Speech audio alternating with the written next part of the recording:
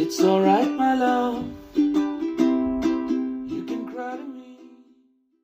Hello everyone, Kusampola.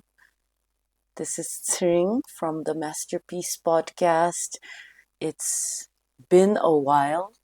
For those of you who, even without any new podcast episodes for the last half year, if you're still following us, if you're still checking out old episodes and clips, we thank you, La. We're so grateful.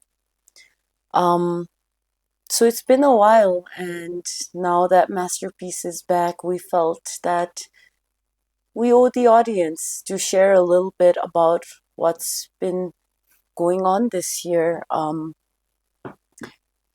As you may or may not know, we usually come up with 10 episodes per season. We do 2 seasons per year. And so the last season should have been released around August, and we should be there right now. But we went on a bit of a hiatus, and so I feel that we owe you guys, an explanation of what's been up. So our hiatus originally took place because um, I had a personal family emergency this year, which maybe down the line I will talk about, but now is not the time. So that's what happened. And basically, life happens. Life happens to everyone. And we couldn't continue the way that we usually would have. You might have already noticed that Kinle is not sitting here next to me, my intrepid co-host. Kinle, if you're watching this, I miss you. And I want to say that Kinle is still very much a part of the Masterpiece podcast. But just like me, he's gone through a lot of personal circumstances that, made it so that we couldn't continue with the podcast this year. We hope and will be actively working towards having Kinle host more and more episodes, just like before. It's just that he wasn't available today. So yeah, that's Kinle's update. And the other update that I have for you is with Shangri-La, Masterpeace Podcast's first and original production partner. We were with Shangri-La for 1.5 years. With Shangri-La, we produced 30 episodes, 3 full seasons of the Masterpiece. And the update is that Masterpiece is no longer continuing with Shangri-La, as causes and conditions were no longer aligned for the like they have been for the last 1.5 years. On behalf of Masterpiece, I just want to say publicly here, express my deep gratitude to Shangri-La, the crew, to Outsigel for believing in Masterpiece since its inception and for giving us the professional platform and credibility that we didn't have when we were starting off. I will always have a grateful heart towards Shangri-La. So now you might be wondering who's behind the camera. I'm really excited about this. The Masterpiece Podcast is now partnered with this amazing new organization called BGMM, which stands for Bhutan Global Mindfulness and MICE. BGMM is a joint venture between DHI and G9 Investments based in Singapore. And it's an organization very much like the Masterpiece that is dedicated to promoting Bhutan's values of mindfulness, contentment, and holistic well-being. It's an honor to relaunch the Masterpiece Podcast after our hiatus this year with BGMM. With BGMM, Masterpiece will try to bring you one podcast episode per month starting this month, and the full episode will be uploaded to BGMM's YouTube channel, whose handle is Bhutan Mindfulness Channel. And snippets will also be uploaded onto BGMM's TikTok, Instagram, and LinkedIn under the handle Bhutan Mindfulness. So yeah, that's a little background into our new partnership, and we are really, really excited, and we hope that you will continue and to follow and support both BGMM and the Masterpeace Podcast lah. And finally, the most exciting update for today is that we are relaunching the Masterpeace Podcast. The guest that we have for episode 31, in the spirit of this new partnership with BGMM, is none other than Dasho Dechen Wangmo, head of the PEMA Secretariat, the mental health organization in the nation that is dedicated to uplifting the mental health of the nation. And this is the greatest honor for us. So before we begin episode 31, a little bit of an introduction, although Dasho needs no introduction at all. Her Excellency Dasho Dechen Wangmo is Bhutan's former Minister of Health and was the only female member of the former cabinet. Before joining politics, she worked as an international public health consultant, contributing to the global health system regarding strengthening governance and policy planning across countries in Asia, Africa, and the US. In recognition of her exceptional service to the nation, Her Excellency was conferred the Red Scarf, one of Bhutan's highest civilian honors, by His Majesty the King. She also made history as the first Bhutanese to serve as the president of the 74th World Health Assembly. As a very passionate public health advocate, Dasho Dechen Wangmo is also the founder of the Bhutan Cancer Society and the founding chairperson of Laksam, Bhutan's HIV positive network. She holds a master's in public health from the Yale School of Public Health and a bachelor's in cardiopulmonary science from Northeastern University in Boston in the USA. Her Excellency is currently the head of the PEMA Secretariat, Bhutan's national agency for mental health, which was founded by Her Majesty The Gyaltsuen, Jitsen Pema Wangchuk. Today, as you know, Dasho is no stranger to interviews, talk shows, platforms, where Dasho continues to be a fierce advocate for now mental health. As a mental health focused podcast, my intention and hope for today is to try to explore and gain deeper insights into Dasho as an individual, what motivates her, what helps her to carry her mental health as one of the strongest advocates for mental health in the nation today. Dasho, it is such a lovely honor to have you here for the 31st episode for the Masterpeace Podcast, for our first collaboration with Bhutan Mindfulness. It's an incredible honor, Dasho. Thank you so much for being here. And may I say that you look really beautiful in pink, lah. Thank you. Okay, let's get right into it, la Dasho. I'm very curious. When did Dasho first realize that taking care of your own mental health mattered? Oh, I think if I were to say all along, that will be a lie. I think things like the work that I do today, I realize that, if you're exposed continuously to crisis, you either develop a compassionate fatigue or immunity. I think it was my experience with COVID, that I realized that it's so important for me to take care of myself as well when I take care of others or when I do the work that I do. And I think that is something that is really driven by the situation that you are in.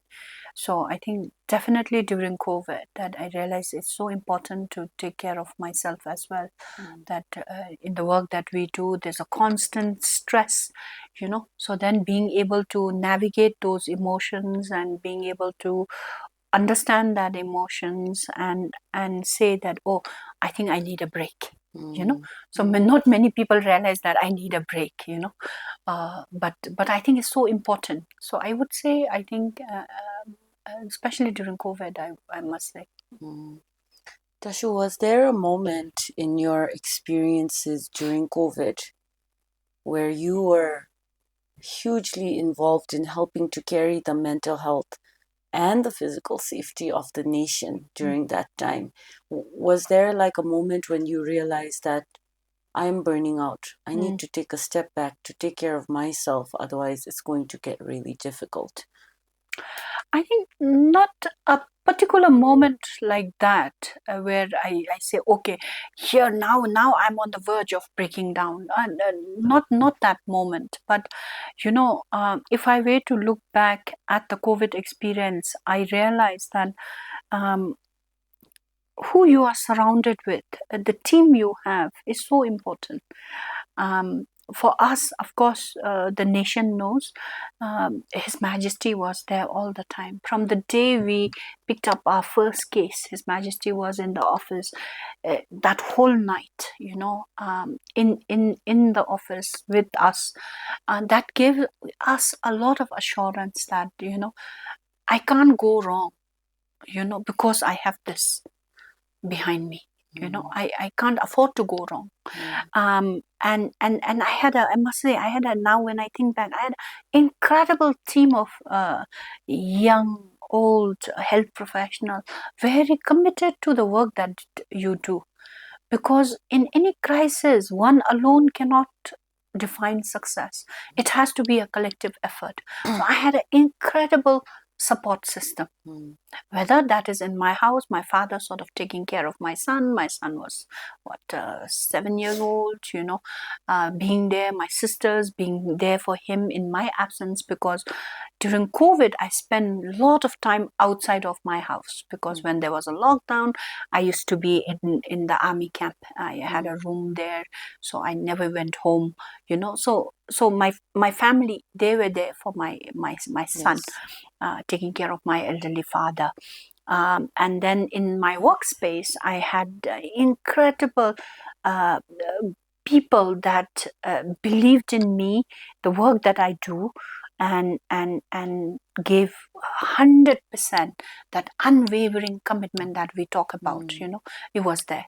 And then having His Majesty at the realm of this whole response gave you a lot of assurance. So I think it's really, I'm a big believer of a teamwork. You alone cannot move mountains. You have to have an incredible good team, and I was very lucky to have that. I think during a very difficult period in the life of not just the nation, but in my own personal journey as well, having been tasked the responsibility of the Ministry of Health, and right 1 year into it, I have to face the pandemic, which was very devastating. Not many people knew how the virus would behave, because it was a novel virus. We had very little science to go with in the early days. So I think it was both a very difficult personal journey and a learning journey. But at the same time, like I said, incredible support that I got from my teammates. Dasho, I so appreciate your humility, lah. I know Dasho will be too humble to admit it, but you are an incredible individual, lah, Dasho. But you have this humility to like extend the credit to an entire team of people that you really embody this idea of what's that saying? It takes a village to raise a child. True. To nurture the situation that was the COVID-19. You don't just say like, oh, I did this, I did that. You're saying that without the village, without the team, starting from the incredible leadership, that we wouldn't have made it very far if the village didn't all band together in a harmonious way. I would love to delve a little bit more into compassion fatigue as a concept for the audience. But before that, you note this privilege and inspiration of having worked directly under His Majesty during a crisis such as the COVID pandemic. And with your incredible, with your decades-long experience within the public health sector, you transitioned from the health minister working directly under His Majesty to now leading the PEMA Secretariat, the nodal mental health agency of the nation, under Her Majesty The Gyaltsuen, and moving a little bit, also making that transition from the space more around physical health to focusing now more exclusively on mental health. So I want to ask Dasho a little bit about what that journey has been like, and if Dasho could also speak a little bit on the PEMA Secretariat as a whole and its services for the audience, for anybody who might not be aware. Yes, thank you. I think the transition from physical health to mental health is I would say it's fairly natural, because even if you look at the WHO definition of health, a good health or a well-being, it talks about social health, mental health, and physical health as a composite that makes well-being and good health, that defines good health and well-being. But over the years, I think because physical health is much more visible than the mental health, that has gotten a lot of priority over the years, and it has been in the forefront agenda of any country. And mental health, like we always say, is somewhat of a forgotten agenda. And that was true for Bhutan as well. So Bhutan in no way is an exception to that understanding or the norm. Even in Bhutan, we felt that mental health is important, we need to do something on mental well-being, all that, but there wasn't a particular dedicated agency that was given that mandate. And this became very visible during COVID. I think when Her Majesty had a lot of interactions with people suffering from severe depression with the lockdown, didn't know where to go, how to deal with it, people suffering from anxiety, panic attack, child protection issues, all these things, there's almost like a spectrum of issues, self-harm or suicide that was going up. So these were things that were coming up and becoming very evident that we need to do something.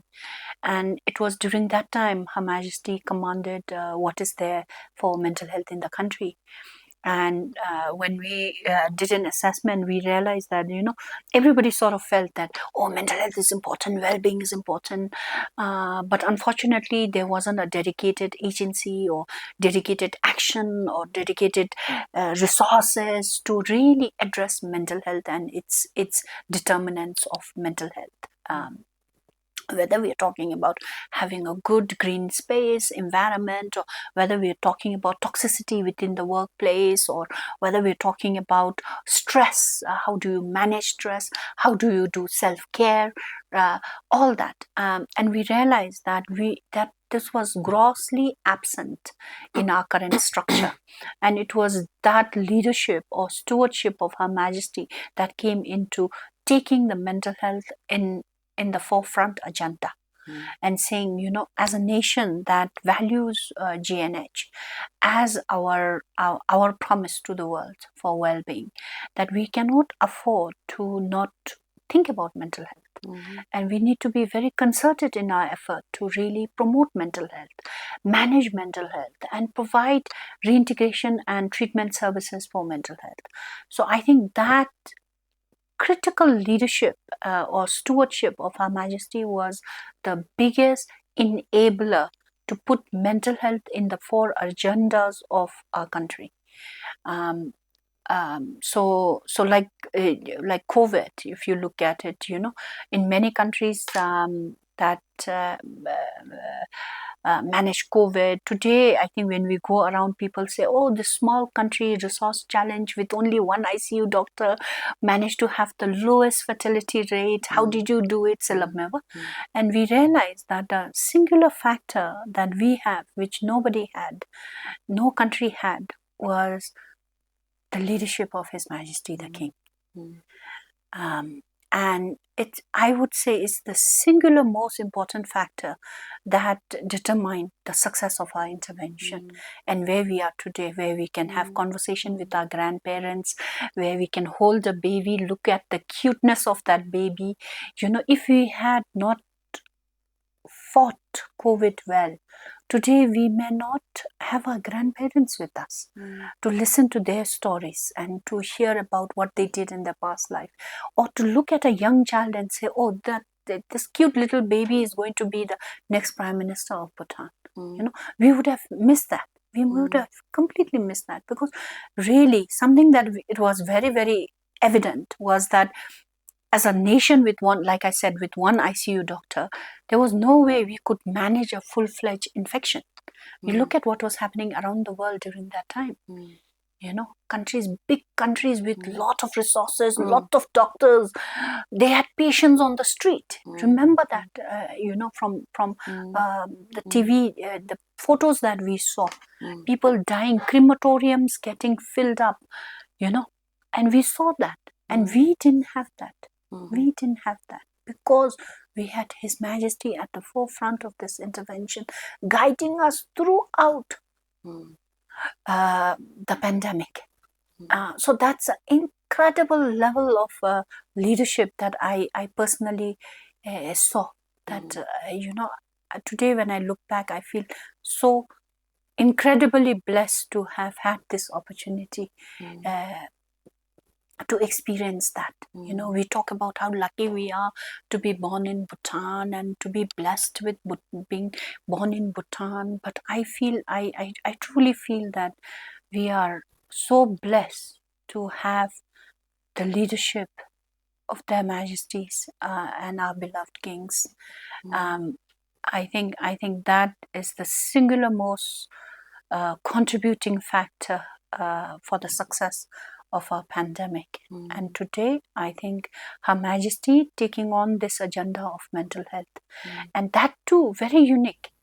Because if you look at many countries where mental health services are delivered, it's fairly fragmented. So there are agencies responsible for prevention, there are agencies responsible for response, you know, acute response, then there are agencies responsible for treatment, then there are agencies responsible for reintegration.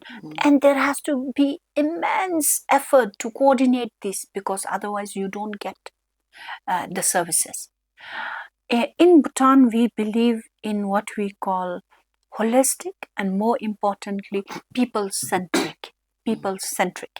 And when I say people-centric, we put the person in the center of the intervention. And we say, okay, that person who's coming in with severe mental health issue, the family also needs to understand how the mental health is caused, you know, what they are dealing with, the emotions they are dealing with. Public needs to understand that that person is no different than anybody else. So we need to address stigma.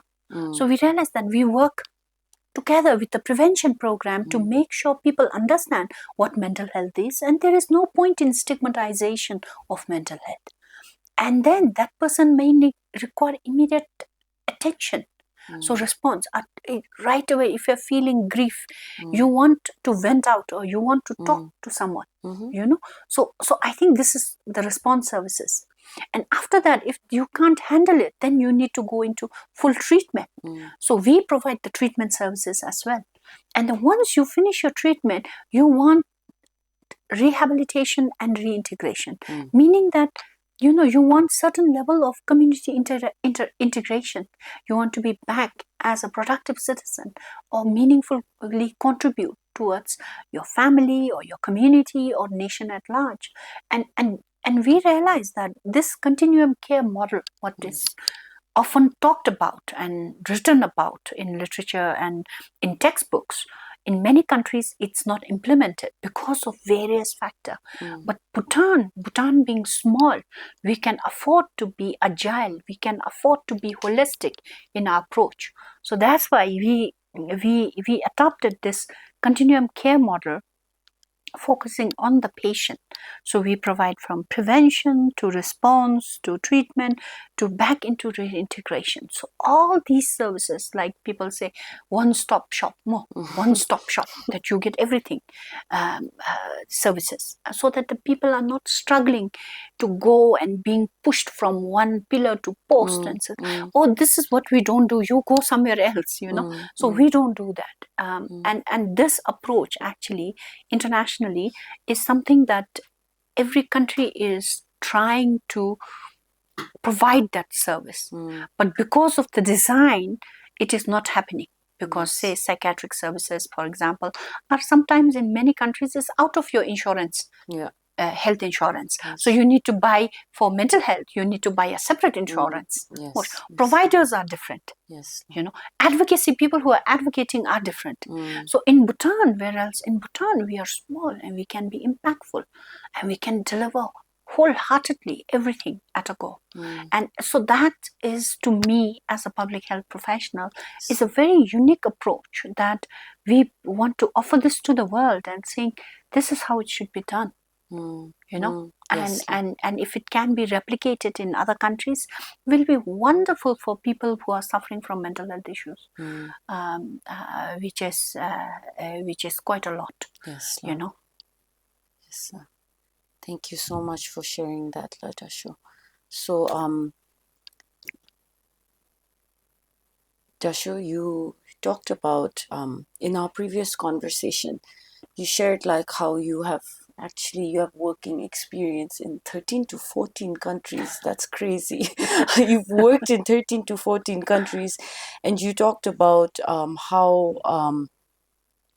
Bhutan is maybe one of the only countries in the world where there's this umbrella approach where everything from prevention all the way to reintegration of the individual back into society as a productive citizen, everything is covered by the PEMA approach. And you also shared a little bit about why the PEMA approach, because it's because the individual is at the center of this. So having this approach under Her Majesty's prerogative, could you please share, you shared that about 3,000 people have gone through the PEMA programs to support their mental health wherever they may be on the spectrum. Could you please share a little bit about those experiences? What are some of the outcomes of these individuals? Yes. If you're looking at that 3,000 number, so we are talking about just one component of a mental health, and that is substance abuse. For example, substance abuse, His Majesty was very concerned among substance abuse among youth. And when we look at substance abuse, addiction, we realize that at the core of this addiction, that we can't just fix the person. We can't just treat the person who is a substance abuser. We need to fix everything around it. You know what I mean? So we need to look at in a typical public health world, we call it, like when we are talking about substance abuse, we look at demand and supply reduction. Supply reduction meaning the availability of substance in the market, right? Substance coming in across the border into the country, and how do we tackle that? That mandate primarily is given to the Royal Bhutan Police, and we work very closely with Royal Bhutan Police in doing supply reduction. What we focus on is a demand reduction program, and again we work also very closely with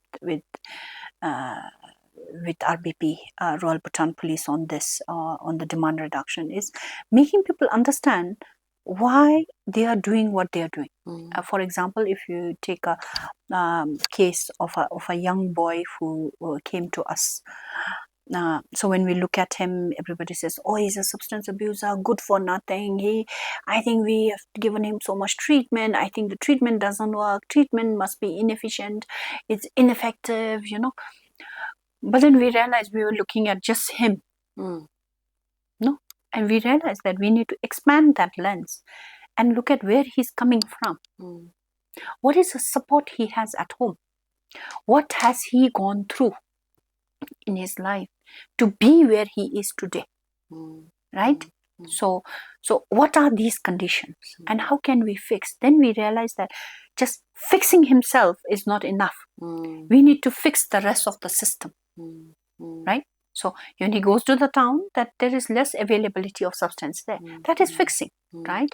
But traditional, we don't look at that. We look at just this person who's coming to the rehab and say, okay, now we're going to do a 12 steps on you, or behavior change, or cognitive therapy on you, but not realizing that everything around him needs to be fixed, you know. So we need to fix his family. What is his relation or her relationship with the family? Is there support? Because at the end of the day, after the rehab, he needs to go back to that environment. No? So we need to fix the family. We need to fix the community. We need to fix the institutions where he will go and study. So we realize that we can't just fix him. And we can't say, Kodi gora michube, Kodi he's worthless. You can't say that unless you have made an attempt to fix everything around him. No, so that is what we focus on. Something that I really, something that's so powerful that is etched in my memory was one of the Rinpoche came to give a talk to our substance abuser in the Mise Yarab Lamzang. And Rinpoche said, is there somebody who wants to get up and say something, you know? And there was this boy who was shaking, and he had become severely addicted to substance. And he got up and he said, you know, Rinpoche, I'm not a bad person. I also want to do good. But along the way, I've met so many bad experiences. And now I'm defined by those experiences, you know. And it was so powerful because there was a young boy who has the desire to do something with his life. It's just that his family has given up on him. He's been labeled as Jumbeni Mip Tamaship, you know, good for nothing, you know. So he's not able to come out of this shackle of judgment, you know. So because everybody is judging him. Everyone is judging him, starting from his own parents, who's supposed to be non-judgmental, right? Right? Yes. And expectations. And there was an incredible, and he was a boy with very few words, but an incredible thing that has left a huge mark in my memory of how we are so easy to take our own yardstick and put it against you and say, oh, you are either falling short or going up, or you are bad or you're good. It's just a very casual conversation that we throw in judgment. And that's why I think if you listen to Her Majesty's first symposium, even the most recent symposium, Her Majesty was very clear that there should not be judgment. You know, you do it without judging that person, because deep down you cannot go inside somebody's brain and figure out what they all have different experiences. They all have, you know. When I after my conversation with her, then I told the counselor I would like to look at his assessment. And then I realized that even if I was in his shoe, I will be where he is today. No. I will be where he is today. I'll be the one standing there and saying these things. Because when I see his history and the geography he came from, it was obvious that he will be who he is, because we have failed it. The parents have failed, the institutions have failed, you know.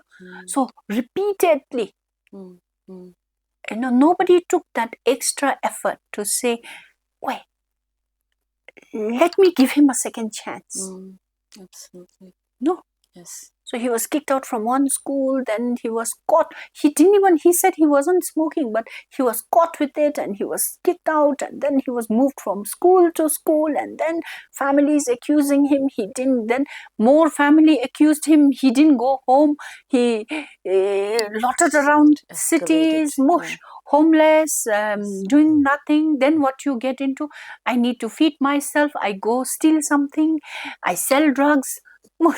Yes. So I was thinking, wow, if I was in his shoes, I would have turned out the way he is. No? Yeah, absolutely. So I think that, to me, when I feel like, oh, I'll just stay for an extra hour or something like that, I think that is something that really gets me going. And saying, we have an opportunity to change. And that change might be very small, but in the long run, it's cumulatively going to achieve the impact we want to see in the world. Now, if you want a very peaceful, clean world, it must start with you, no? Yeah. You must take care of your trash. You must, make sure you are conscious of what you are doing in the environment. But otherwise, if you don't change your own behavior, but you expect the whole world to change around you, it doesn't happen. So that's why we realized that particular kid needed a lot of guidance, I'm so happy now that I can't say he's drug-free. I can't. Because addiction is a journey. It's not like you pop a pill, you finish a course of antibiotics and you are cured and the bacteria is out of your system, It's not like that. Addiction is a journey. They're struggling in their own way every day, So at least he's on the right track. Has he achieved what we want him to achieve or what he wants to achieve? Not yet. But he's on the right track. So at least it's a good start. No? Absolutely. So that's how I think we measure success in mental health, Absolutely. You're suddenly very depressed. You don't even want to come out of the house, and you don't expect with one therapy that next day you'll be jumping and dancing on the grass and appreciating the fresh air. No, it doesn't happen like that. It's a process, it's a journey, and every small milestones counts. Every small steps counts, and I think this is where people need to understand that it's a process. It's not an end. It's a process, and I think more people understand that, then I hope that they will have more compassion towards people who are suffering in silence. I think compassion is the key word, Dasho, right now. To sum up everything you just shared, it really came through the PEMA's approach of putting the individual at the center of their recovery. And I love how you shared about it's a process. Like the PEMA is dealing with humans. You're not dealing with gadgets that I can send the computer to the shop and it will be fixed in an hour. Humans are a little more complex than that, and it takes longer. And Dasho, I love how it's so evident to not just me, but I think anybody who is listening, how you operate with compassion as a foundational kind of guiding principle for yourself, which is further inspired and influenced. I believe, Dasho, you get your motivation to do what you do, to show up how you show up with this mandate that you've been given because of the leadership and compassion-based leadership, might I add, of both Their Majesties. So now, sometimes people from outside of Bhutan, they hear about Bhutan, small country, and they think, okay, it's that GNH thing. It's that GNH country. They think, oh, all these people are happy. And sometimes I've heard and even met foreigners who come here and you're like, you're not happy. Like, life isn't great for you. It's not perfect. How come? I thought you all were the happiest nation. So there is this little bit of a superficial lack of insight or understanding about Bhutan's guiding principles and values. And I think in COVID, as you very rightly shared, Dasho, such a small country with limited resources was really able to thrive and do the best that a nation in our circumstances could possibly do. And we were even more successful than rich countries with resources. And I think a large reason behind that is not just because of His Majesty's leadership. It's also like the faith that we as a people, as a collective, as a community, we all put our faith in His Majesty. And that really helps to motivate the people and maintain this very positive and hopeful optimism, a healthy optimism. So for those like this young boy who has lost a bit of that optimism and who is looking to come back there, Dasho, I want to dive a little bit into Dasho's many years abroad. You left the country when you were 19 and you spent almost as much time abroad as you have in Bhutan. What is your response to like people who are not Bhutanese who question like that? If you're supposed to be the happiest country, why are you having these issues, say? True. I think there's a certain expectation because there is we have the GNH branding, so to speak, the philosophy. But I think it's also people's own interpretation of what GNH is. GNH, as envisioned by His Majesty, is to create enabling and collective happiness. At the individual level, as Dechen Wangmo, is government responsible for my happiness, my individual happiness, because happiness itself is very subjective. So there was a recent conversation I had with Peter Singers on his podcast, and I was talking that as a GNH country, there are certain environment created for happiness. And as a public health professional, if I may say so, one of the most devastating experiences of life is out-of-pocket expenditures for health. So you must have seen many old movies where the person, somebody is sick and you have no way to pay, and they tell you, oh, if you want this surgery you have to pay this much money, and then they go on to get this money, or they steal or do something evil to get the surgery done. But in Bhutan, health is free.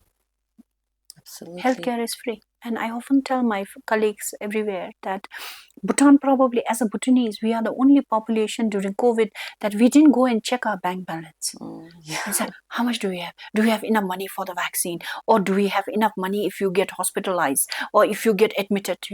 I have my very close friends who, some of them lost their parents. Some, after the COVID, it's like they were slapped with huge amount of bills. 20,000 per night in a hospital. No, and Bhutanese, I don't think so. We ever looked at our bank balance and said, oh, Machet, if we have to get admitted to ICU, do we have enough money? We never. And that, I think, is happiness, collective happiness, to promote happiness of the majority. So your fundamental basic needs are taken care. Second one is education. You and I, as a girl, we never, as a woman, we were never barred from entering school. Yes. No, we went to the same school boys went, right? We didn't have to pay. I think during our time, exercise books, everything was provided for free, by the government, free education. If you do well academically, your tertiary education was supported by government. No? Yes. And then you look at the incredible fresh air we have. The safety we enjoy. Yes. Didn't have to worry about, I might get, I might get stoned, or I'm not allowed. Democracy started. That's a form of when we started democracy. We were allowed to vote. It wasn't like, you are a woman, you can't vote. Yeah. You know what I mean? Absolutely.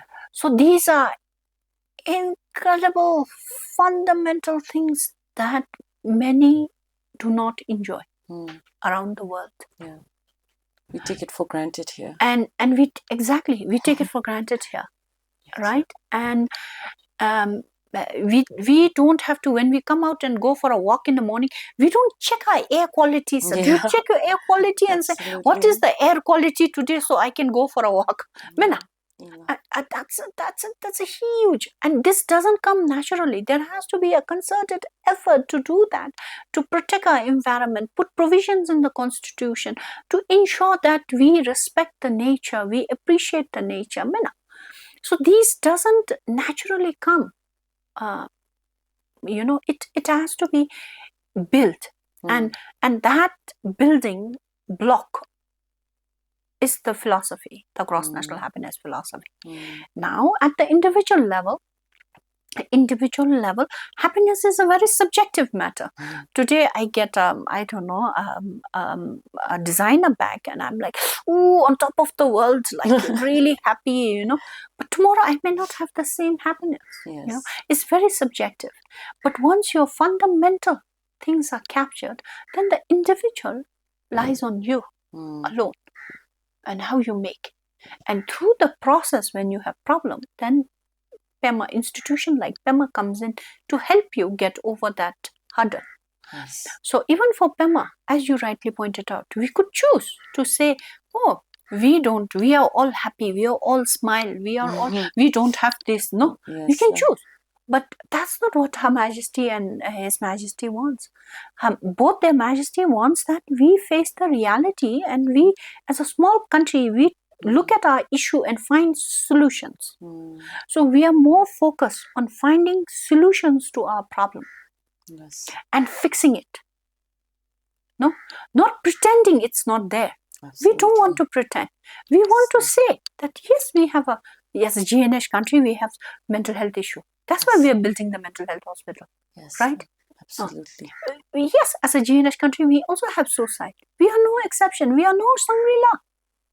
We have our own shares of problem. But the attitude towards our problem is we want to find a solution.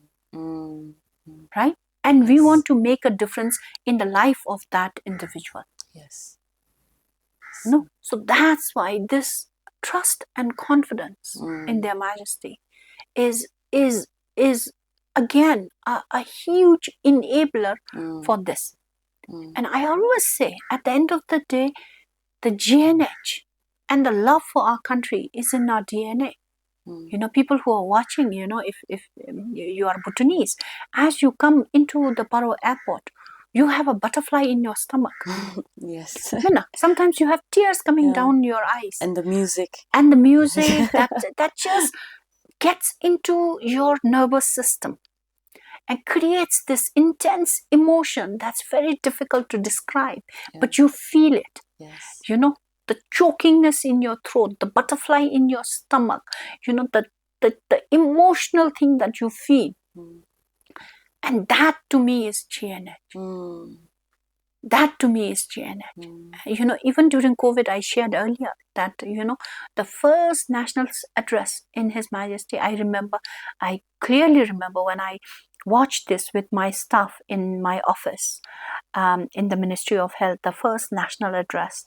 And His Majesty during that address took a second pause because he just, that pause, I looked around and we couldn't look at each other's face because everyone in my office was crying. And I realized that that was an emotion that every Bhutanese felt at that moment. Like the Drucker landing in the Paro airport, that emotion every one of us felt, in our own ways, and I think that to me is GNH, because at the end of the day, as His Majesty often says, Bhutan is in our DNA. GNH is in our DNA.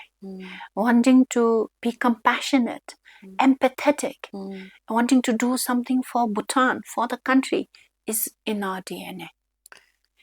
And our job is to make sure that it comes out. Dasho, I'm so curious. This wasn't the next question I was going to ask, but based on what you shared right now, with so much conviction and passion, I'm very curious, Dasho. I think you speak to, I wonder if this is an emotion or a state of mind that many Bhutanese have. Maybe there is a Dzongkha word for it, I'm unsure. Lah. Huh. But as you know, Dasho, human emotions are universal, like mostly the basic ones, like happy, anger, jealousy, sad. These are like across all cultures, countries, as humans, you experience it. And as you go into each culture, there are some emotions that are more, what's that word? Particular or just specific to that country or that culture. Like the famous example is in Korea, they have an emotion, I believe it's called ang, I'm not sure, but it's there is no English equivalent word for that, and it speaks to, like they say, they have that traditional song Arirang in Korea. When it's said that when many Koreans, especially older ones, hear that song, it triggers this emotion of ang within them, where it's the closest description to English is this mix of emotions like anger, resentment, sadness, longing. Is that's what that emotion is described as. And apparently the reason goes back to the separation of Korea into two countries after their war, and it's this longing that people feel for their family members who maybe got separated. So Dasho, I feel like every time I've met you, Dasho, like your spirit, your energy, how you talk, your stories, there is an overwhelming, like there's an undertone of an emotion there, Dasho. There's a mixture of like pride, sentimentality, optimism. That's a big thing that comes for me in this faith and confidence that we put in our leaders. We're so small, but we know that we will always be okay as a nation because we have our kings, we have our queens. And so I'm curious if you feel like there is a way to describe this, if you feel that this is an emotion or a state of mind. I think it's very interesting because when we look at vocabulary to describe an emotion, I often say this. I think the word tamsi, whether you call it tadamsi or tamsi, is a combination of trust, a combination of connectiveness, a responsibility, a duty, a belief, all these put together, and the word damsi is formed. It's a very sacred knot or connection between individuals, whether it is between the king and its people, whether it's between the government and its people, whether it's between people, teacher and a student, whether it's between the parents and the children. So there's tamsi. Yeah, it's I could almost imagine that words as this sacred white silk scarf that binds you. And for me, metaphorically, we say when you passed away, you get, your body gets tied with the silk knot, and that is what you are at the end of the day. Is as sacred as that knot that you hold between individuals. Certain level of, it's a combination of trust, believing in you, believing in your aspiration, meaning to do something good. So it's a composite of, a teacher would always want their student to do well, right? That aspiration and expectation. The government would always want their people to be good, successful, prosperous, right? A king would always care for the well-being of its people. A mother would always want, or the father would always want their children to be successful. So it's a combination of all that word that is so much a part of our culture. Tatamsi shigo, legendary shigo. I remember that when I went from here for my school, I remember my grandfather saying, "Tamsi thuni meu," it's something that you cherish, something that you hold precious. But it's very difficult to, as you rightly pointed out, to see a very equivalent English word for it.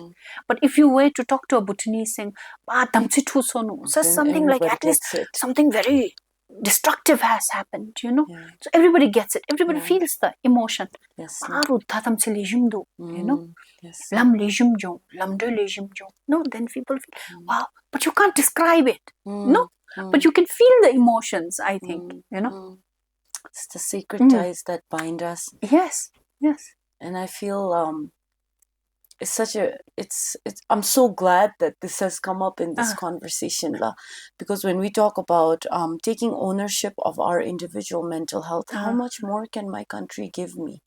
I have been given, to the best of the country's ability, the conditions for me to not just survive but to thrive and flourish. But even I must carry some of that responsibility. And I know this is not the first time I've said it in this podcast, but back in 2014, His Majesty shared to a group of students at Samsi College of Education. He said, "You cannot give what you do not have." So if I do not take care of myself, my state of mind, if I don't nurture, like how we say in Bhutanese, "Sem doesn't bego." Like, I understand that this also encapsulates now. When I was younger, it was like this idea of I must behave in a certain way, so it was limited to behavior.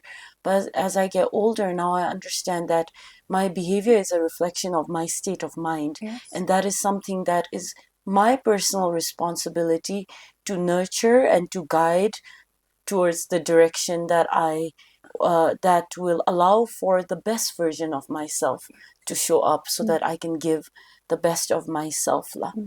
And in the spirit of that, Dasho, you talked about the reality of some of these things we wish weren't so concerning, or like weren't such issues for us, but it is. And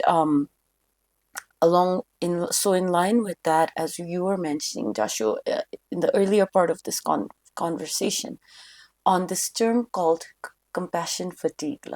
So as a public health expert, Dasho, and as the leader of the PEMA Secretariat now, could you please explain for the audience, for anybody who might not know, what this technical term compassion fatigue means, and if and how it is experienced in your space of work, being in the public health field, where compassion fatigue is very common, and what are things that the PEMA is doing now in your current workplace where to care for compassion fatigue among people who may experience it. Thank you. As you rightly pointed out, I think if you don't have, you can't give. You have to have. So compassion fatigue is something that we, over the years, the cases that we see the worst of mankind. We see cases where a young child is abused by his own or her own father, who you are supposed to feel very safe. You see cases where things taking place in schools where you're supposed to feel safe. You're supposed to feel opportunity, optimism, and suddenly you don't experience that. You're supposed to be safe in your own house, and suddenly you are violated. When you repeatedly see these cases, you develop a certain immunity. Meaning that the first, if you were to say, when you first hear this, you're getting angry, agitated, it's an emotion, right? Yes. But suddenly, as you see, it sets in as a normal. It's like, oh yeah, yesterday I saw a case like that. Oh, okay. So you're completely detached. And that's also because you're fatigued now. You're seeing this again and again, and you're exposed to that. You don't have an appreciation, Yes. So constantly, if you see, then you kind of develop this immunity against it. And we realize that this can either be very good, where you able to detach yourself and establish boundaries. Exactly. But it can also lead to the work you do.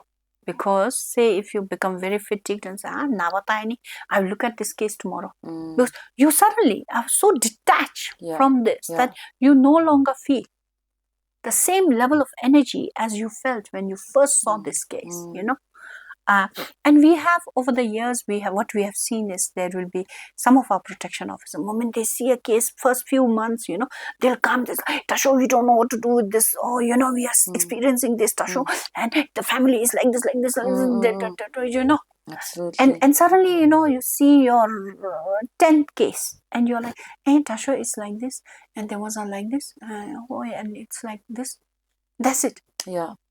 So then you realize that somewhere something has gone wrong. All right, whatever. No, but we need to fix that, because Ani, if you feel the pain, then the work you do is very different from where you are completely detached from the emotions. So people say, okay, as people in our field of work, that you should have boundaries. You should also have boundaries, but you must not forget empathy. Yeah. Empathy. Setting boundary and empathy is two different things. Moment you become so immune that it then begins to affect the quality of work. You know what I mean? So it's like, Kimi Tanaba, I will do it tomorrow. It's okay. It's a case I saw last week. Yeah. No?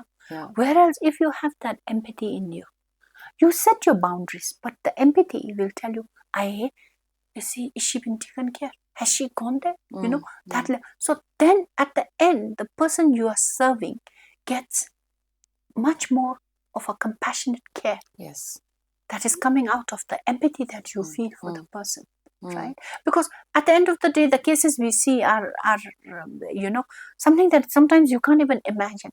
Absolutely. No? Just the other day, I was having this conversation with my chief counselor that without me realizing that I've become very paranoid about my son, for example, going for sleepovers. I don't allow him to go for sleepover. He's sleeping next door, I check on him.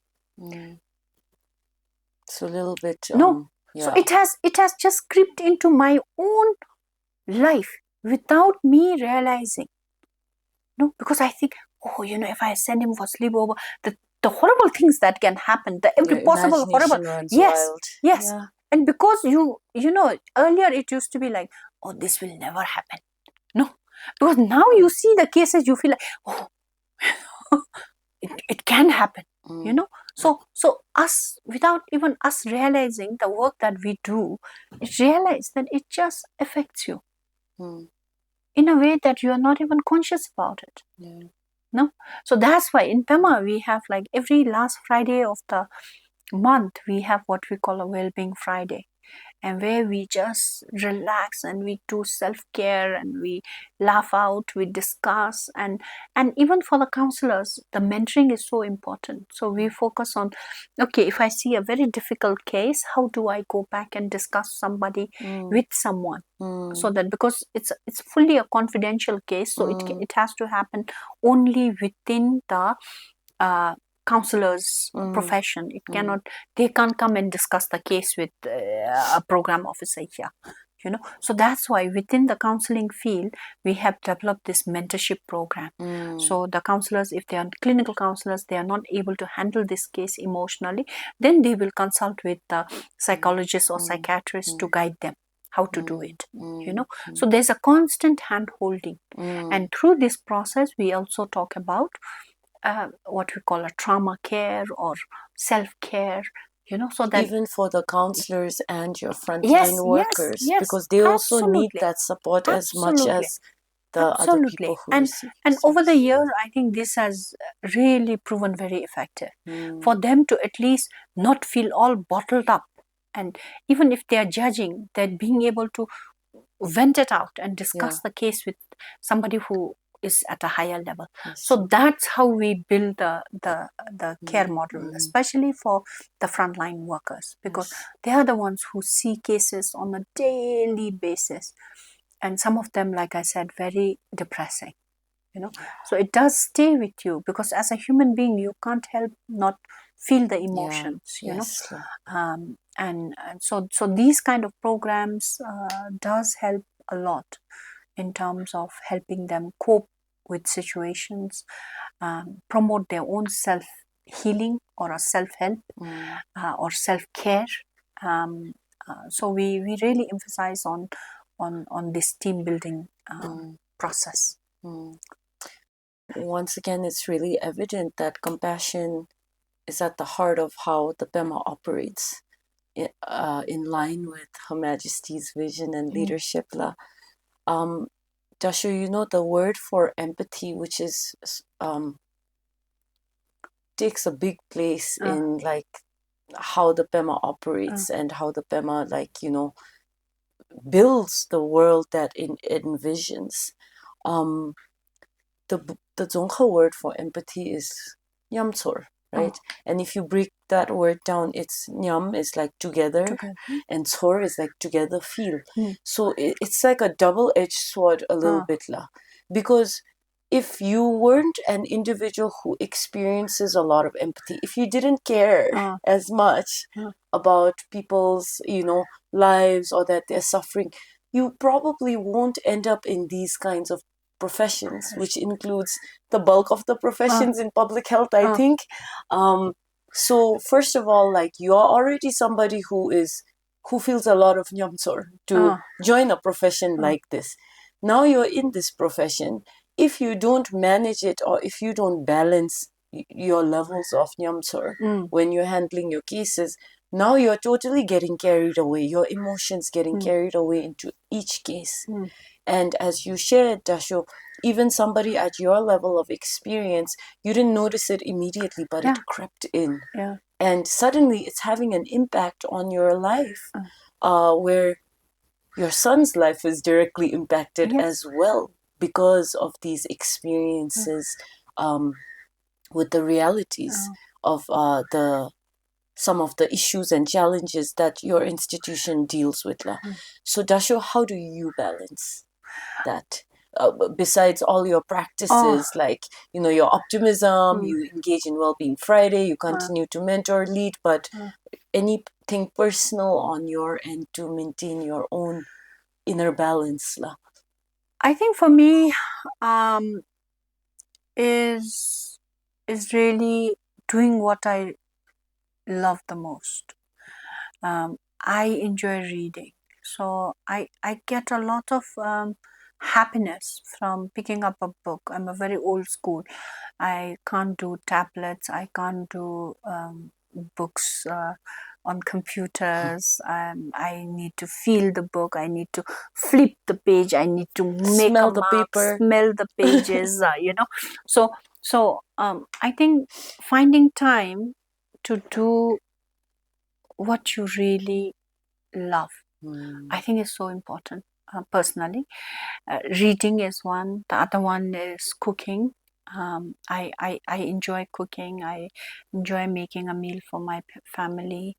So those are the things that I try to occupy myself with. But more than anything, I feel, as you earlier said, human beings are very complex.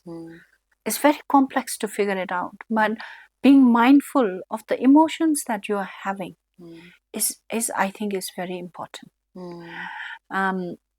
I'm not a person who can do meditation, to be honest.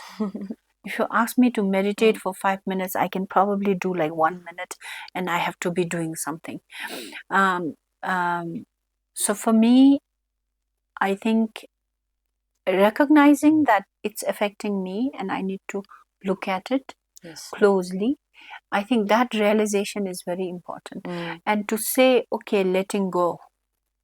With for example, with my son, I think, okay, you want to go for sleepover? Okay, it's always difficult, but at least trying it out and being mindful that you're having that emotion and being able to talk to someone is a wonderful experience, I think, because just now we feel the solution. You have a problem in you and you must find a solution. Why am I feeling this? but it's so wonderful to talk to people and say, oh, this is what I'm feeling, To just process it yes, without yes, having the need without to solve it or fix it. yeah. Indeed. So sometimes just talking it out helps. So I think it's so important to have good sets of friends that you can talk to, or talking to some counselors or psychiatrists. If I have some issues, I'll just call one of the doctors and say, this is how I'm feeling. Is it what am I supposed to feel, and how am I supposed to process this, right? This emotion that I'm feeling.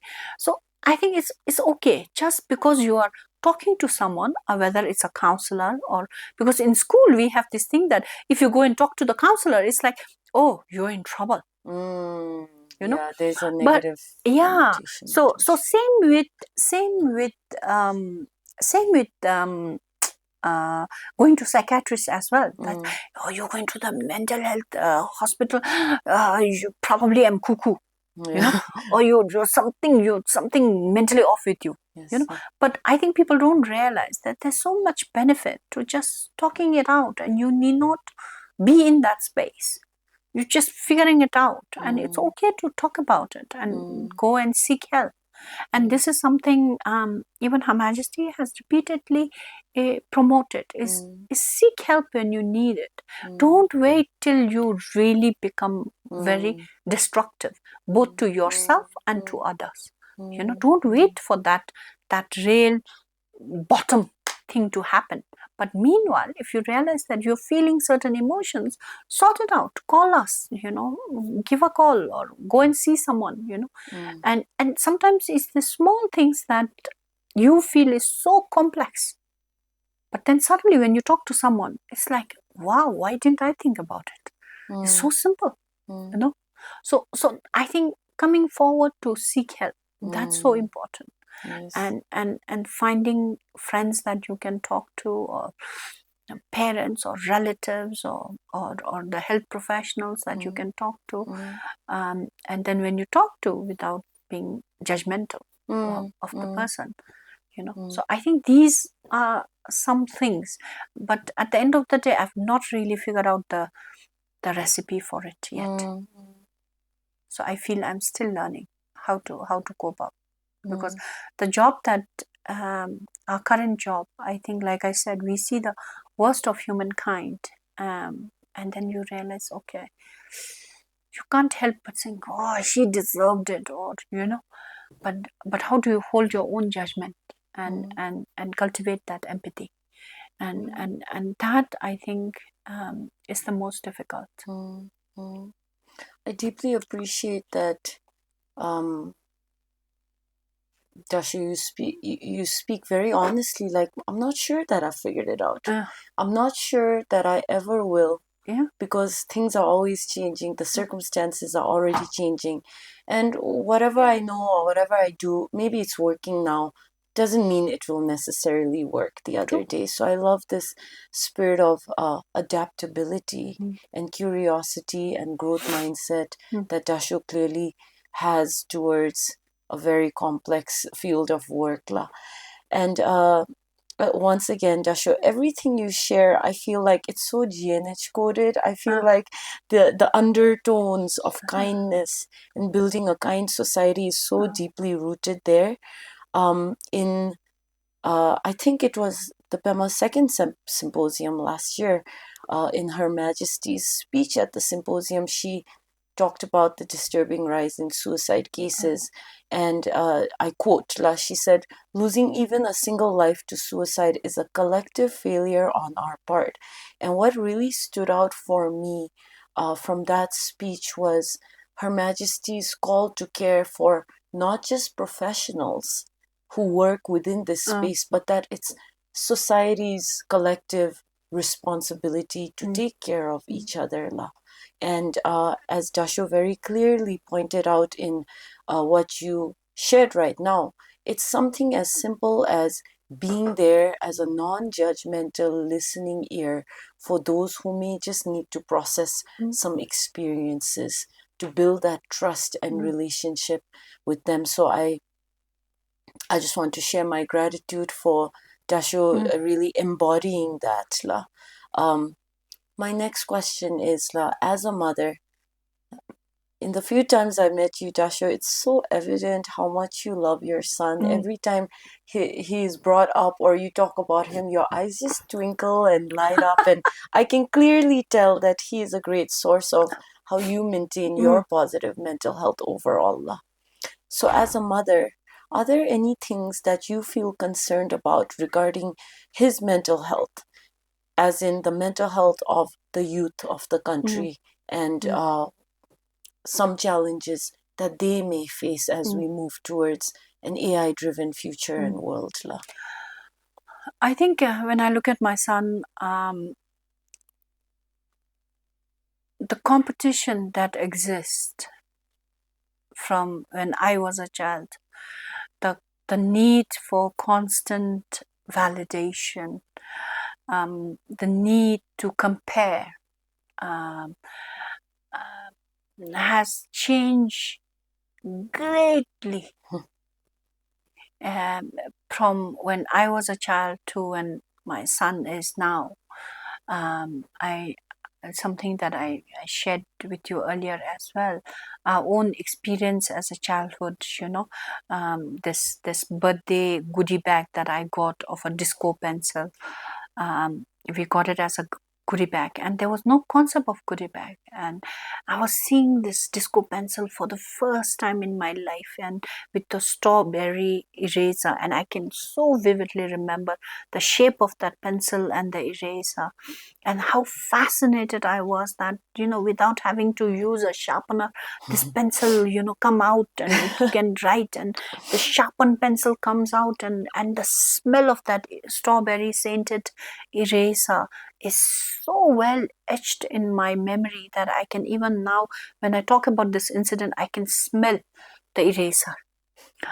From today, where everything is available, where everybody seems to have a near perfect life on a social media platform.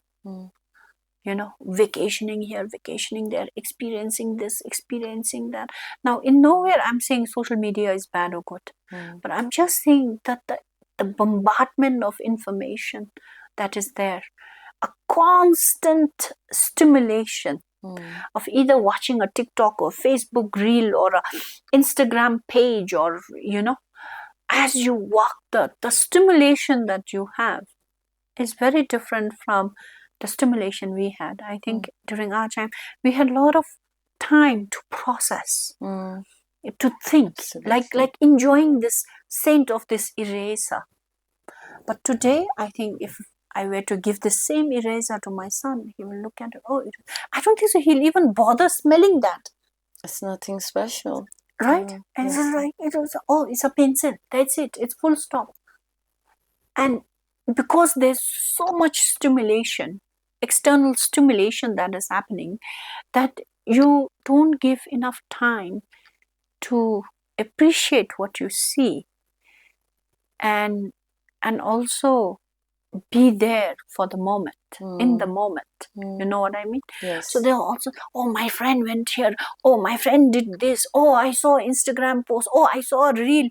There's so much happening that is so overwhelming, where you don't have a pause moment where you think, no. So, and in 10 years down the road, if I were to ask my son, how did that eraser smelled?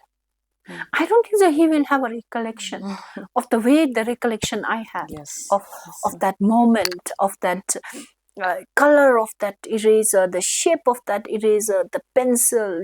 I don't think so he will have that, because it's overloaded and overstimulated. And that is where my concern and worry comes in, is how do we balance that? Well, AI technology is inevitable, but how can we also use these technologies for the betterment of mankind and humanity? Because at the end of the day, we are human beings. We need connection. We need that. We need to feel that butterfly. We need to feel that ache in our heart. We need to be in awe when we see something beautiful, right? We need to feel that. And I think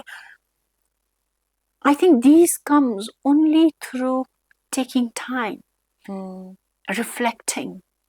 There's a process to it. Slowing down a bit. Slowing down, seeing as you're walking, seeing what is in bloom, Being present. And being present and enjoying the friendship we have, I think for me it's very interesting when I go to the restaurant. I have this rule with my son and my nephews that I tell them, first thing I have to tell them is, whoever is watching phone, they have to pick up the tab. Oh, nice. Then they're all like giving up their phones, Otherwise, like we're eating together and they're all like doing something, messaging from here to there, And it's so, because it's a time where I think they're eating, but they're not really sensing the flavor of the food. Exactly. Yeah. They're not present again. Yeah. Yes. So when I cook, I tell them like, no phones, no taking pictures. You just have to eat the horrible ematasi I made, and you have to tell me that it's horrible, So sometimes children are watching phone, and then I see in many households, I see, when I go to the hospital, you say the baby is crying, then you give them the phone, you're watching the phone, So there's like a constant stimulation, and you're absorbing without having time to process and say, oh, this is good, this is bad, this saint is beautiful, this is what I relate to that strawberry, all that, So I think that's what I fear, is that you, with technology, you lose that connection, that emotion, that giving yourself the time to enjoy what is around you. You're just sort of whitewashing everything. It's like, oh, what did you see on the way from here to the office? It's like, oh yeah, the weather was good, very broad strokes, and not saying, oh, what you call marigolds are in bloom right now because it's October, the paddy field with the golden hue, it's incredible when the light hits it, you don't see that. You say, oh, chap chap day, oh, the sun is out. Or it's raining, but not the detail of it. And I think there's so much beauty and charm in seeing the detail of your life go by. Dasho, you shared that you don't really practice meditation, but you're clearly a very mindful person in how you go about your daily life and how you try to pass down some of these values, not just to your son, but also to your nieces and nephews. Like, are you even tasting your food? That's like mindful eating. Basically, if you do anything where you're not doing anything else and you're just doing that. And I deeply appreciate that you are from that generation that experienced that. I don't know if the youth of today, including myself, that's from the transition generation. I grew up I grew up with the internet. But your son doesn't know a time when there was no smartphone or social media. True. He doesn't know a world like that. So it's very interesting. Dasho, what would you say to Bhutanese youth who may be struggling silently with anxiety, depression, self-doubt? You already shared a little bit about it, explaining that part of it is comparison and not like being present in your everyday life, that you kind of it kind of really contributes to the sense of discontentment, and it's never enough. So what message would you have to some Bhutanese youth who may be struggling? Maybe not just youth, but any Bhutanese struggling. I would say it's okay to seek help. No one is perfect. We have our own bags of problem. To outsider, the people might look at my life being the perfect. No, I'm like, oh, probably Dasho never gets angry. No, I get angry. I get upset. my life is not perfect. It's not a picture perfect life. I have my own share of problems. I have gone through my own share of problems. I have my own share of problems on the table at the moment. Yeah, but it's about dealing it. It's about finding help. You alone cannot find solutions, and it's okay to find help. It's okay to say, "Oh, I need help."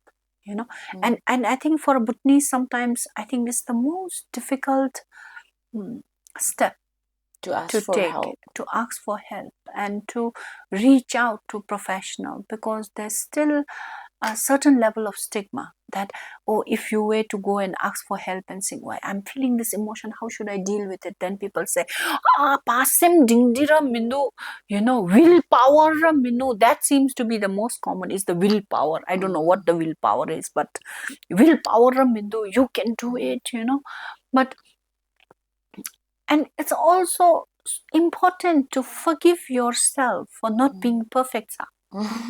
Nobody is perfect, I And tell you'll you. never be perfect as Exactly. well. So it's okay to say, oh man, I really screwed up. And it's okay to say that. To make mistakes. Yeah.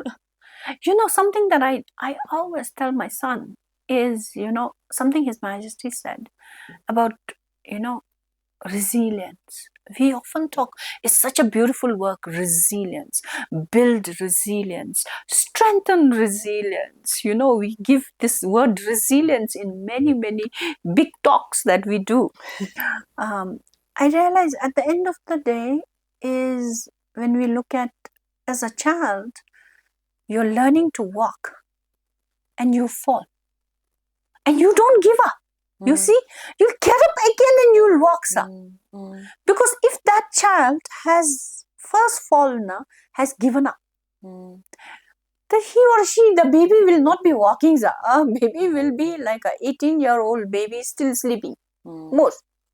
So we are designed to be resilient.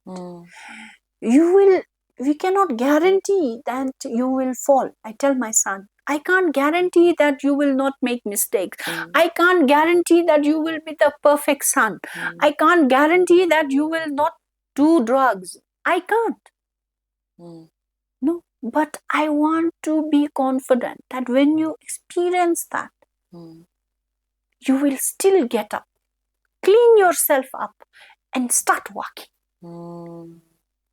And you do it 1, 2, 3. There's no limit. And being able to do that and forgive yourself, saying, why? Okay, I made that mistake. Why should my entire life be judged based on one mistake I make? Absolutely. And why should anybody judge me for one mistake I make? Right? So having this heart to forgive your own self before you even ask forgiveness from other, just forgive yourself for making that mistake. And I think that's the step first, But in generally we feel, he's such a good boy, but then done now. No, because we don't give ourselves that self-compassion that we can more easily give to others. Yes, and find a place to forgive yourself for your action. We are very hard on ourselves. Yes. But I think that compassion that you're talking about, empathy, it has to start from you, right? Like you so beautifully put it, If you don't have it, you can't give it. And if you have it, you need to first give it to yourself. No, before you give it to anybody else. Yes. Right? Yes. So that's the natural thing to do. And I hope that anybody who's watching this or listening to this podcast, they realize that it's okay to fail. It's okay not to be perfect. You may not have the perfect skin or the perfect hair or the perfect body or the perfect family or the perfect partner or the perfect husband. But it's okay not to have a perfect life, because that's something that you'll never achieve. And that's the reality, but it's okay to forgive yourself. And finding someone you can talk to, talking out. And there is no stigma in asking for help. It doesn't mean you are weak. It doesn't mean you have no willpower. Yeah. So it's ours. We Absolutely. are a communal species there. We have to depend on each other. We have to learn from each other. To help We each have to other, no. be kind to each other. Yes. I Yes. find that one effective way that I personally try to convince or persuade Bhutanese who may be a little bit iffy or on the fence about this whole thing called mental health is that the issue with using the coping tool of being strong. Okay, my strategy is to be strong, is that you're only strong until you're not. And life, like, it's easy to be strong when life is good, but life is so unpredictable. It's going to present you with all sorts of True. scenarios, and it's not always going to be easy. You will hit rock bottom Yes. at least once in your life, because that's life. And so when that happens, what is your backup plan? When, because you're a human, you can't keep it together with strong anymore lah. Yeah. And so I try to present it, how I try to believe it is that if I'm so outwards focused, which as a Bhutanese, I'm wired to put the community first instead of myself. But how do I convince myself that it's important to take care of myself is to remember that if I'm feeling burned out, or if I'm feeling negative and no good, if I'm feeling salty about whatever has unfolded in my life, I can't fake. It will be very difficult to fake that everything is fine. Even if I can, you can't do it it's not sustainable. Exactly. So only when I cultivate the conditions within myself where the best version of me can come out, then only I can give my best in service to my community, my king, my nation. Yes, so beautifully put. Oh, thank you so much, Natasha. So we're actually coming up on the 1.5 hour mark. So I think I'll wrap it up with the last question that I personally have. And then Dasho, if you have any questions on this platform as a mental health focused or mental health advocacy podcast, or if there's any message you have that you would directly like to share with the people or whoever is watching.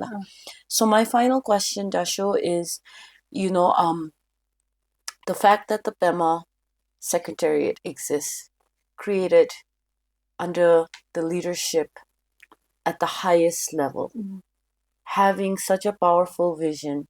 And I personally also feel having Joshua at the helm of an institution like this, it's just, as a mental health advocate and as I like to call myself, a mental, it's just the greatest privilege to have been able to have this conversation. I rejoice and am so curious about the future of mental health in this country. With the PEMA Secretariat now taking care of the mental health of the nation overall, and we have a whole city, GMC, a whole city coming up around mindfulness and our legacy and our contribution to this changing world. GMC is like GNH reimagined in this modern living context. So my last question is, Joshua, what do you see as the intersection of the work that you are doing in mental health in terms of scaling it at a citywide level in a mindfulness-focused city of the future, Joshua? Thank you. Thank you. I think when I look at GMC and the vision behind both the hardware and the software part, the hardware in terms of making environmentally sustainable, mindful infrastructure, starting from the roads to airports to the structures that will come about, being very well curated to cultivate this sense of mindfulness in the Gilfo Mindfulness City, and the software component of how the city will be managed. So there is a greater sense of ownership, participation of the communities. How do we build the networks to promote a common vision of not only mindfulness but of good the principles of humanity, whether we are talking about empathy or compassion, being molded as a city to present to the world as a gift from Bhutan. I feel that the work that we do is, as Their Majesties goes into building this new city, GMC, I always tell my staff that we have an incredible responsibility to improve mental health in Bhutan with a so if you're going and talking about GMC, how a very good example is how clean GMC will be, right? And if we see Thimphu, how dirty it is, trash everywhere. Oh my God, it's very difficult to convince. No. And similarly, if we are going and talking about GMC as this, as you rightly pointed out, a manifestation of the principles of gross national happiness into a city, a tangible city, then we need to lead by example. You know, if a donor, for example, is coming in and saying, wow, I mean, we're talking about GNH and Gilifu Mindfulness City. But if you have trash around, if people are dying of suicide, if you have anxiety, depression, people not seeking help, we don't have proper facility to manage them, we can't build the trust and the confidence of people who want to come and invest in GMC. So I look at the PEMA and the work that we do as a critical enabler of GMC, which complements the vision of GMC to make it into a reality. Right? Absolutely. So when we are talking about clean GMC, we also want a clean Thimphu. No, when we are talking about building mindfulness there, we also want to integrate mindfulness here. So we say, here we have done it, we have tested this. So the PEMA approach, for example, is something that we are piloting and we have had very good success. And we feel now, I think this works. And so then we can say, okay, in GMC, it's not like the moment you come to GMC, everybody will be happy. Mena. It's not possible. Right? So as you rightly pointed out, because happiness has so many determinants. External environment is one. Inside. And your conditioning has to be right. So what we are doing right now is we are conditioning. Right? And creating this inside happiness in every Bhutanese. So then they will be ready for GMC. No. So I think the roles are very complementary. No. So tomorrow in GMC, how should child protection issue be addressed? So we have the software component and we say, here, this is how we pilot it and this is how we achieve the impact and this is how the system should look like. Right? Here's the software to do it. The know-how. So we feel we are generating evidence on the know-hows of how to deliver a very people-centric, mindful focus programs. Absolutely. No, so that's where we see much more of, like I said, a critical enabler. So I tell my staff that we are in the business of mainstreaming GNH into the policies and programs and into the infrastructure, you know. So so we then become a critical enabler for the success of GMC. That's perfectly put, Dasho. And I think it's a perfect note to end this conversation on. Dasho, is there any last message you want to send to the audience or the people as we work towards mainstreaming GNH into our greater culture? in preparation for GMC and the future of our country and our people?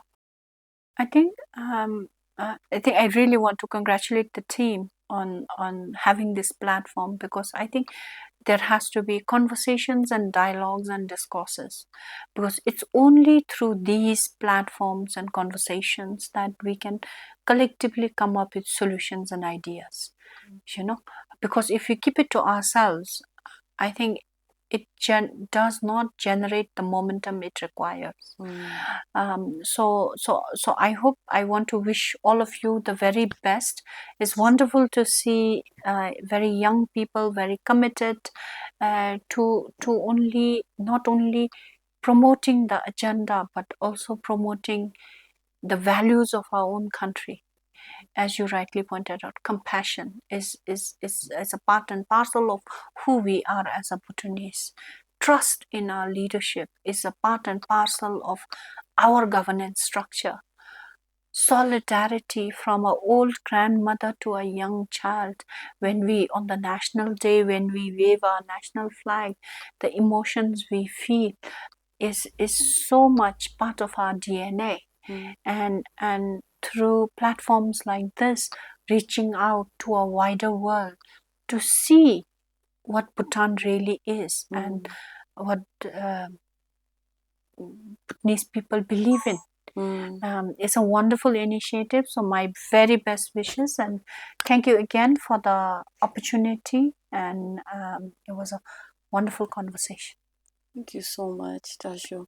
I'm sure the camera captured, like, I just couldn't stop smiling. Dasho was sharing all of this. It's so validating. Thank you so much, Dasho. What the vision of the Masterpeace Podcast is to help contribute towards a culture, we say, of mental health support. Not just talking about it and agreeing that yes, it's important, but how do we actually have a healthy culture of people who Excuse me. engage in a healthy community that really values GNH and mental health overall.